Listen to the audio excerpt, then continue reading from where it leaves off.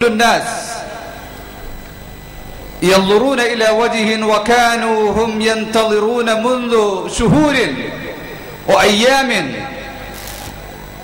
وذلك العلامة الدكتور أحمد الخزرجي حفظه الله أمير الأنصار، والسيد الشيخ حامد الكاف حفظه الله من أبو ظبي، وكذلك العلماء من شورى جمعية علماء أهل السنة والجماعة سمست كيرلا جمعية العلماء كيرلا، السادة والعلماء والمفكرون إن شاء الله سنستمع إليهم وإلى المنشدين وإلى أناشيدهم والقصائد المدحية بمناسبة الاحتفال بمولد النبي المصطفى صلى الله عليه وسلم تحت إشراف جامعة مركز الثقافة السنية.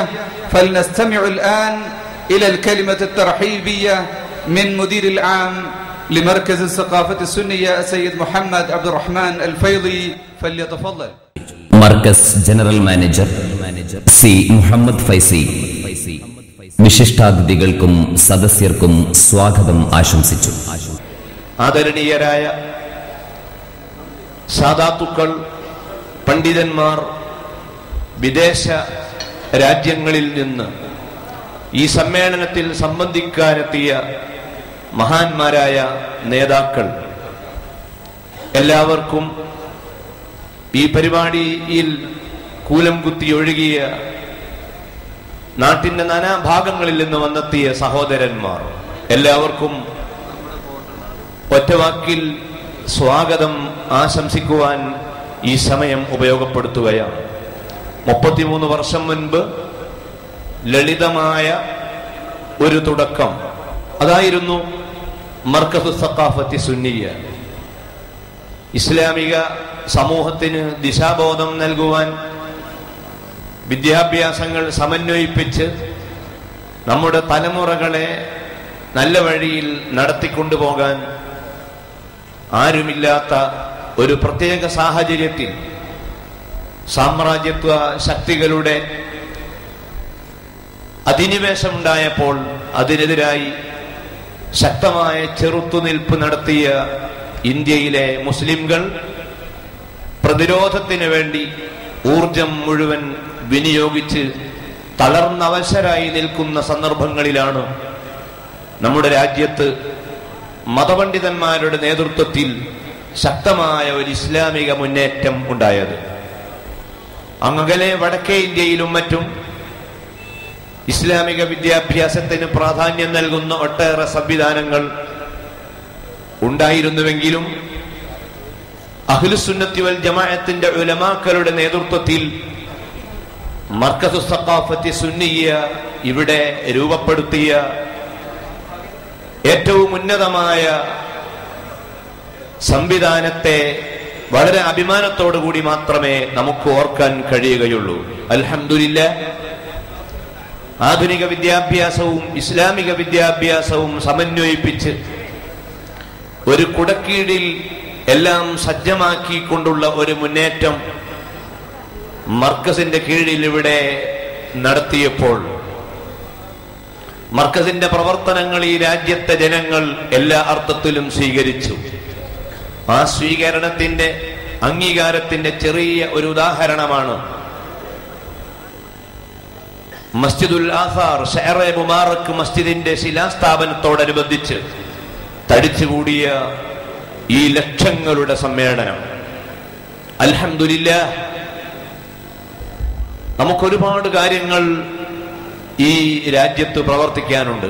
കേരളത്തിന്റെ 4 അതിരുകളിൽ നേരത്തെ ഒതുങ്ങി നിന്ന മർക്കസിന്റെ പ്രവർത്തനം ഇന്ന് ഇന്ത്യ രാജ്യത്തിന്റെ എല്ലാ ഭാഗങ്ങളിലേക്കും വ്യാപിച്ചു കഴിഞ്ഞിരിക്കുകയാണ്. കേന്ദ്രഭരണ പ്രദേശമായ അന്തമാൻ ഐലൻഡ് മുതൽ ഇന്ത്യയുടെ എല്ലാ പ്രദേശങ്ങളിലും ഇന്ന് മർക്കസിന്റെ പ്രവർത്തനങ്ങൾ വ്യാപകമായി നടന്നുകൊണ്ടിരിക്കുകയാണ്. പണ്ഡിതന്മാരെ മൂലയിലിരുത്തുവാനും അവരെ സമൂഹത്തിൽ നിന്നും നുള്ളി എറിഞ്ഞു കളയുവാനുമുള്ള ശ്രമങ്ങൾ പല കേന്ദ്രങ്ങളിൽ നിന്നും ഉണ്ടായപ്പോൾ ബഹുമാനപ്പെട്ട താജുൽ ഉലമ അബ്ദുറഹ്മാൻ അൽ ബുഖാരി തങ്ങൾ, ബഹുമാനപ്പെട്ടവരുടെയും ഷെയ്ഖുന ഖമറുൽ ഉലമ കാന്തപുരം ഉസ്താദിന്റെയും ബഹുമാന്യരായ എം എ അബ്ദുൽ ഖാദർ മുസ്ലിയാരുടെയും നമ്മുടെ മറ്റു പണ്ഡിതന്മാരുടെയും സാദാത്തുക്കളുടെയും നേതൃത്വത്തിൽ മർഹൂം മർക്കസിന്റെ പ്രസിഡന്റായിരുന്ന സയ്യിദ് അവേലത്ത് തങ്ങൾ അടക്കമുള്ള ആ നേതാക്കളുടെ നേതൃത്വത്തിൽ വളരെ ശക്തമായ ഒരു മുന്നേറ്റം, ഒരുപക്ഷെ കേരളീയ ചരിത്രത്തിൽ ഇത്രയധികം ആക്ഷേപങ്ങൾ കേൾക്കേണ്ടി വന്ന ഒരു പണ്ഡിത നിര ഉണ്ടാവുകയില്ല.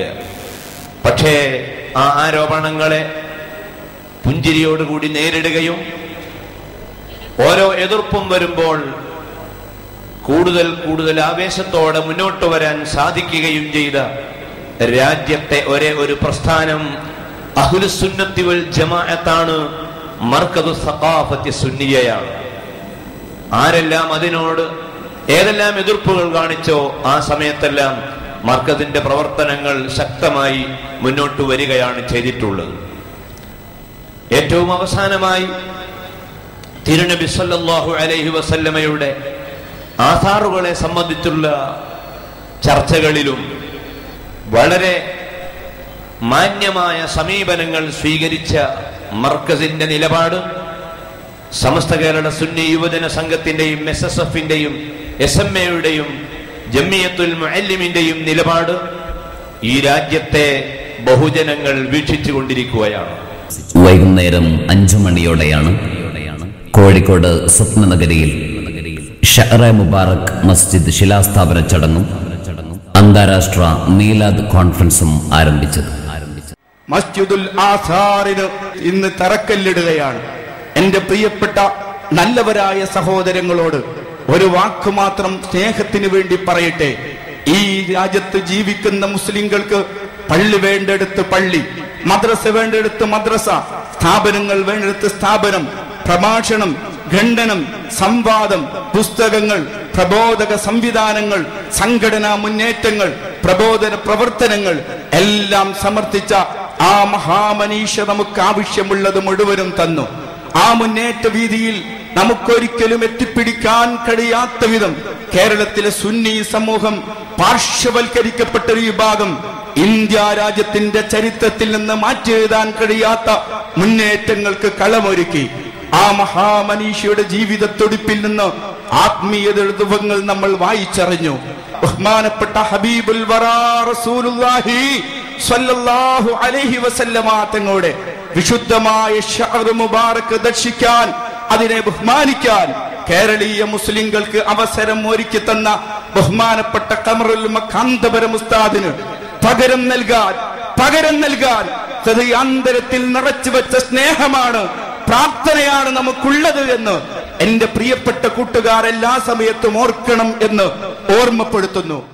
കേരള ചരിത്രത്തിൽ സമാനതകളില്ലാത്ത അപൂർവ രംഗത്തിനാണ് സ്വപ്നനഗരി പിന്നീട് സാക്ഷ്യമായത്.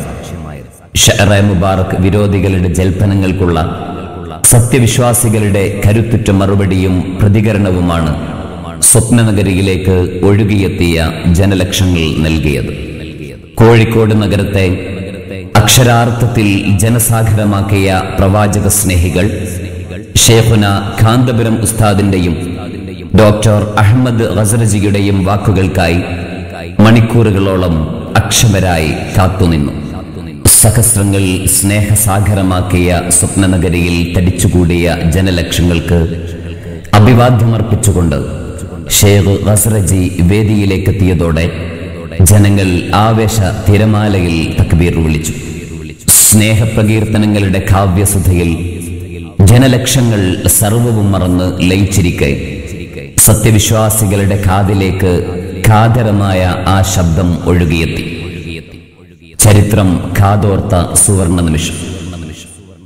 വേതാള സമാനരായ ജൽപ്പനവാദികളുടെ വൈതരണികൾ മറികടന്ന് ഷഅറ മുബാറക് ശിലാസ്ഥാപന കർമ്മത്തിന് സാക്ഷികളാവാനെത്തിയ ജനലക്ഷങ്ങൾ കാത്തിരുന്ന ആ ചരിത്ര മുഹൂർത്തം ഡോക്ടർ ഷെയ്ഖ് അഹമ്മദ് ഗസർജിയുടെയും ഷെയ്ഖ് സബാഹുദ്ദീൻ റിഫാഇ ബഗ്ദാദിന്റെയും ഷെയ്ഖുന കാന്തപുരം ഉസ്താദിന്റെയും സാന്നിധ്യത്തിൽ താജുൽ ഉലമ സയ്യിദ് അബ്ദുറഹ്മാൻ അൽ ബുഖാരി മസ്ജിദുൽ ആഹാറിന്റെ ശിലാസ്ഥാപന കർമ്മത്തിന്